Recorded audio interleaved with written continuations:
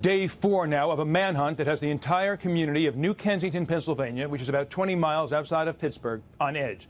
The killer of a police officer is still on the loose. The tragedy began Friday night at about 8:15. That's when rookie officer Brian Shaw exited his police cruiser for what would be the very last time. Shaw, for reasons authorities are not releasing, stopped an SUV. The suspected gunman then fled on foot. Shots were fired and Shaw was killed. An arrest warrant has now been issued for the man believed to be the shooter, 29-year-old Ramal Sal Holt. According to court documents, Holt has a lengthy police record beginning in 2007 when he was convicted of possession of an unlicensed firearm. More recently, he spent time in prison for drug charges. New Kensington's police chief had this message for the suspect. To the individual that did this, we will find you. We will arrest you. And we will prosecute you so that you are held accountable for what has occurred.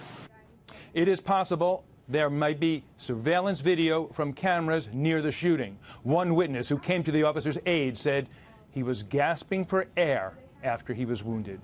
A painful time for the young officer's family, now made even more so because the alleged killer is still being sought. Having obviously a very difficult time.